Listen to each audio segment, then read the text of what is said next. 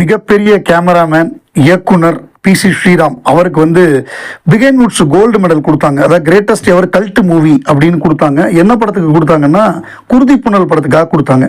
So குருதி புனல் வந்து எப்படி கமல் சாரோட எடுத்த அனுபவத்தை பற்றி கேட்டாங்க. இந்த படம் வந்து ரொம்ப ஐடியாலஜி பேசுகிற படம்.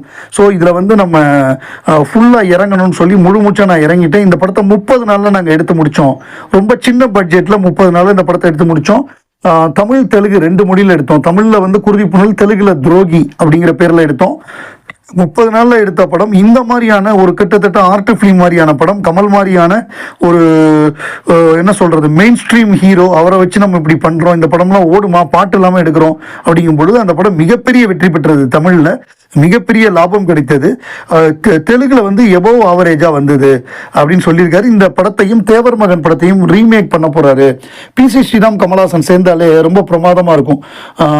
2 பேரும் சேர்ந்து சுபசங்கல்பம் பண்ணாங்க, பிரமாதமாக இருந்தது. நாயகன் பண்ணாங்க, பிரமாதமாக இருந்தது. தேவர் மகன், அபூர்வ சகோதரர்கள், குருதி புனல், இந்த மாதிரி படங்கள் இவங்களோட காம்பினேஷன் எல்லாமே ரொம்ப சூப்பராக இருக்கும். தேவர் மகனையும் நம்ம குருதி புனலையும் ரீரிலீஸ் பண்ண போகிறாராம் உலகநாயகன். எப்போங்கிறது தெரியல, அனௌன்ஸ்மெண்ட் வரும். இந்த வருடம் ஃபிலிம்ஃபேர் அவார்டு பிப்ரவரி 21 நடக்க போகுது. பிப்ரவரி 21 தான் தாய்மொழி நாள். அதே நாள் தான் வந்து மக்கள் நீதி மையம் கட்சி துவங்கின நாள். பிப்ரவரி 21ஆம் தேதி மதுரையில் மிகப்பெரிய ஒரு மாநாடு. அதாவது இன்னைக்கு வந்து காந்தி எந்த அளவு தேவை அப்படிங்கிறத வலியுறுத்தும் வகையில் அந்த மாநாடு நடக்க போகுது. அதில் வந்து மக்கள் நீதி மையம் தலைவர் நம்மவர் கமல்ஹாசன் அவர்கள் கலந்து கொண்டு விழா பேருரை ஆற்ற போகிறாரு. அந்த ஃபங்க்ஷன் வெகு சிறப்பாக நடப்பதற்கு எல்லா ஏற்பாடுகளும் இப்போ நடந்துகிட்டு இருக்கு. அதனால ஃபிலிம்ஃபேர் அவார்டில் அவர் கலந்துக்க மாட்டார். ஏன்னா பிப்ரவரி 21 கட்சியுடைய நம்ம துவக்க விழா, அதாவது அதுதான் மிக முக்கியமானது.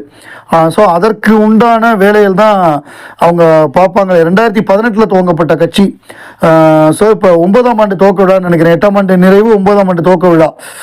ஸோ அப்படி இருக்கும்பொழுது அதற்கு உண்டான எல்லா வேலைகளும் தான் நடக்கும். அதை வந்து பிரம்மாண்டமாக எல்லா வேலைகளுமே முழு மூச்சாக நடந்துக்கிட்டு இருக்கு. அதற்கான அறிவிப்பு வெகு விரைவில் வெளிவரும்.